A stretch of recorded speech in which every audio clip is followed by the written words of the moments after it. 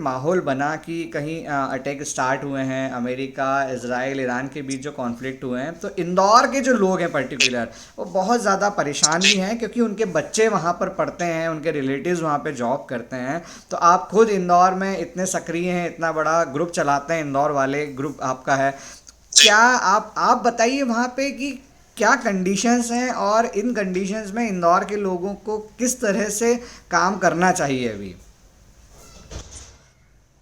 अर्जुन भाई, सबसे इम्पोर्टेंट बात तो ये है कि ये जो कंडीशंस है, इंटरनेशनल अनरेस्ट सभी जगह पे है। डेफिनेटली ये वॉर सिचुएशन है, सब कुछ है। जी लेकिन एक चीज में बहुत जो मैंने ऑब्जर्व की है और जो सीखी है, जी वो अगर आप जब दुबई जैसे या यूएई जैसे एक कंट्री में रहते हैं जो डेवलप्ड स्टेज में है, जी सो आपको ये समझ में आता है कि रिस्पॉन्सिबिलिटी किसको कहते हैं। जी जी वो रिस्पॉन्सिबिलिटी एज एडमिनिस्ट्रेशन या गवर्नमेंट की तरफ से हो, जी या रिस्पॉन्सिबल सिटीजन की तरफ से। जी जी यहाँ पे कोई पैनिक का माहौल नहीं है। जी यहाँ पर किसी भी प्रकार की कोई भगदड़ नहीं मची है। जी जी गलियों में, सड़कों पे ट्रैफिक जैम्स लग रहे हैं, लोग भाग रहे हैं, ऐसा कुछ भी नहीं है। जी और गवर्नमेंट इसको बड़े जिम्मेदारी से लेती है। उन्होंने अपनी एडवाइजरीज पहले से जारी कर रखी है। जी जी शहर बिल्कुल रनिंग कंडीशन में है।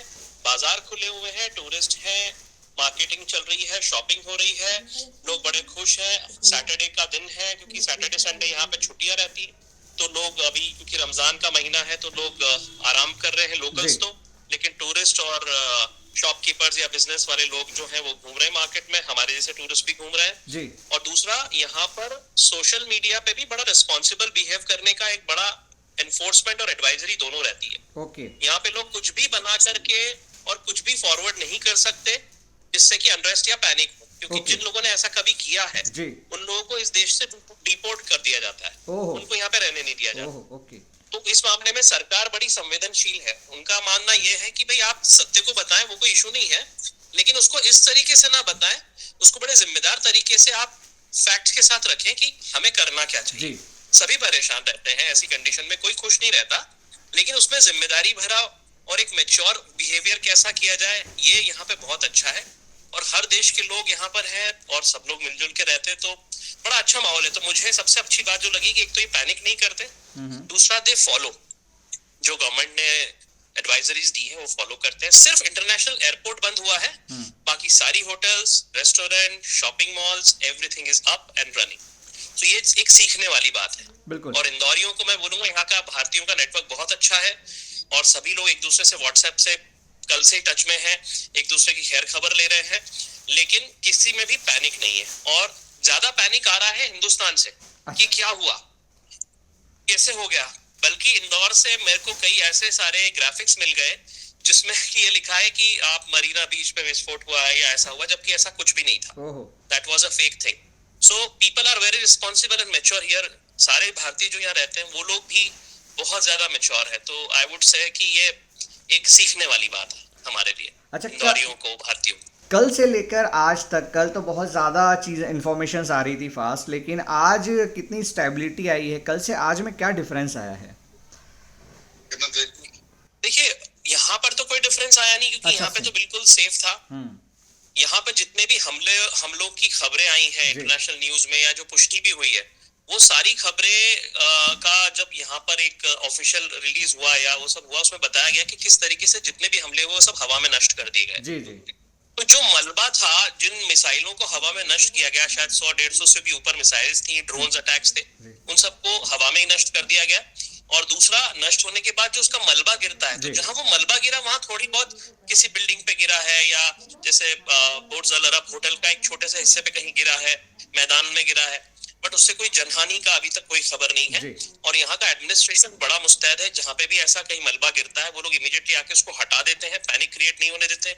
यहाँ भीड़ नहीं लगती, जैसे हमारे यहाँ जेसीबी देखने के लिए भीड़ लग जाती है, यहाँ पे उस मलबा को भी देखने के लिए भीड़ लगने नहीं देते। एंड दे वांट कि आप लोग अपना काम को कैरी ऑन करते जाएं, लाइफ शुड मूव ऑन। अच्छा, बुर्ज अल अरब जहाँ पे अभी मिसाइल का मलबा गिरा, कुछ वीडियोस भी आए, आप वहाँ से कितनी दूर हैं, किस जगह पे हैं आप, वो भी बताइए। देखिए, कल जब ये हादसा हुआ था और सब चीजें चल रही थी, कल मैं वहां पे बिजनेस बे एरिया में था और दुबई मॉल के पास था। और एहतियातन तौर पे उन्होंने बुर्ज खलीफा जैसे सबसे बड़े टावर को भी खाली करवा लिया था।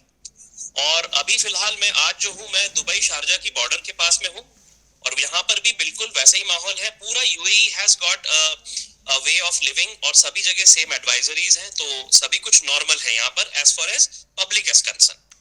तो कुल मिलाकर आपका कहना यह है कि सबसे ज़्यादा जो अभी सावधानी बरतने की ज़रूरत है वो फेक वीडियो, फेक न्यूज़ या ग्राफिक्स जो बार बार वायरल हो रहे हैं, जो पेरेंट्स हैं जो पैनिक हो रहे हैं, सबसे ज़्यादा तो लड़ाई मतलब अभी हमको अगर लड़ना है तो वो उससे लड़ना है अभी। एग्जैक्टली हम ओवर इंफॉर्मेशन के साथ साथ भारत में फेक इंफॉर्मेशन से ज्यादा परेशान है।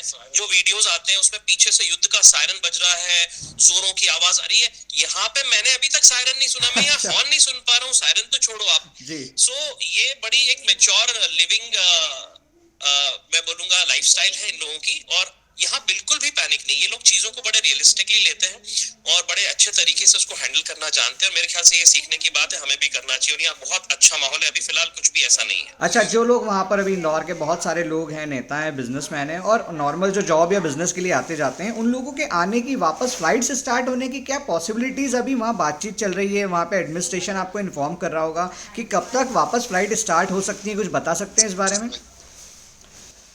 अभी फिलहाल लास्ट खबर ये है, इंटरनेशनल एयरपोर्ट बंद हो चुका है। दूसरा, एक डेबरी जो है इंटरनेशनल एयरपोर्ट के एक हिस्से में भी गिरी थी, जिसको तत्काल हटा लिया गया है। तीसरा ये कि अभी फिलहाल सारे ऑपरेशन अनिश्चित काल के लिए बंद किए हुए हैं, और दुबई गवर्नमेंट आज दोपहर बाद शाम तक कुछ इसके बारे में एडवाइजरी जारी करेगी कि कब से ये सब रिज्यूम होगा। उसके बाद ही कुछ कहा जा सकता है, तो शाम तक हमें वेट करना पड़ेगा आज दुबई गवर्नमेंट का। अच्छा, अगर यूएई गवर्नमेंट ऐसी कंडीशन में थोड़ा लोगों को ज़्यादा अगर होल्ड करना पड़े तो वहाँ पे ये होटल्स में रुकने की व्यवस्था, या जैसे मान लीजिए कि कोई आदमी 2 दिन का टूर प्लान करके गया है, उसका कोई रिलेटिव नहीं है, फ्रेंड नहीं है, ऐसा भी हो सकता है किसी केस में कि इंदौर से कोई गया हो, तो ऐसे में आप लोग लोकल जो वहाँ इंडियंस हैं, इंदौर के लोग हैं या एडमिनिस्ट्रेशन, वो किस तरह से मदद कर रहा है इन लोगों के लिए? देखिए, सबसे अच्छी बात यह कि इंदौर के यहाँ पर, जैसे मैं अपने एक रिश्तेदार है उनके यहाँ पर रुका हुआ हूँ, तो उनके थ्रू मुझे मालूम पड़ा है कि यहाँ पर लोकल व्हाट्सएप ग्रुप्स इंदौरियों एक्टिव है, और लोग एक दूसरे के टच में है, एक दूसरे की खैर खबर ले रहे हैं। उनको ऑलरेडी हेल्प एक्सटेंड की जा चुकी है। और जो लोग यहाँ पर आते हैं, चूंकि ये एक टूरिस्ट बेस्ड इकोनॉमी है, तो यहाँ होटल्स का नंबर इतना ज्यादा है कि कभी भी यहाँ के होटल सारे कभी नहीं भर पाएंगे। सो यहाँ पे उन सब की चीजों की बहुत इफरात है, और बहुत होटल्स के रूम अवेलेबल हैं, खाना बहुत अवेलेबल है, और चूंकि मैंने बताया सिटी पूरी ऑन है, तो ऐसा फील ही नहीं हो रहा है कि यहाँ पे कोई चीज बंद है। हाँ, इंटरनेशनली वॉर जोन है, ये सबको पता है, लेकिन सिटी पे इसका कोई इफेक्ट नहीं है। और दूसरा, व्हाट्सएप के ग्रुप से एक दूसरे को मदद भी मिल रही है, उनको बताया जा चुका है, if they need anything they will come and do it. तो कुल मिला के सोशल मीडिया के माध्यम से इंदौरियों ने एक ऐसी कम्युनिटी क्रिएट कर रखी है कि किसी का भी नंबर आता है तो तुरंत फोन चले जाते हैं हेल्प के लिए, तो उसे घर और परिवार जैसा ही फील होता है वहाँ पे भी। बिल्कुल बिल्कुल बिल्कुल। इंदौर वाले ग्रुप पे भी काफी मैसेजेस आए, और हमने यही बताया कि भाई यहाँ के जो इंदौर वाले हैं, वो लोग आपस में इतने क्लोज नेट है कि कोई एक दूसरे को खाली नहीं छोड़ सकता। और ये हमारी भी खासियत है ये कि दुख के टाइम और मुसीबत के टाइम हम सब एक हैं। क्या बात है, मतलब युद्ध जैसी घड़ी में भी जो है वो इंदौरियों का जज्बा जो है वो सबसे ऊपर दिख रहा है इस समय। एक नंबर एक नंबर। बहुत बहुत शुक्रिया समीर भाई बात करने के लिए, आपने बात की और इतने अच्छे से समझाया कि इंदौर के लोगों को इन मुश्किल हालात में भी किस तरह से शांति से रहना है, धैर्य से रहना है, और गलत खबरों को ना देखते हुए सही चीज़ों पर विश्वास करना है, उन्हें खोजना है ना। चलिए, thank you very much Sameer भाई बात करने के लिए। Thank you sir, thank you. अगर आप ये वीडियो YouTube पर देख रहे हैं तो हमारे चैनल को सब्सक्राइब कर बेल आइकन दबाएं, और Facebook पर देख रहे हैं तो हमारे पेज को लाइक करें।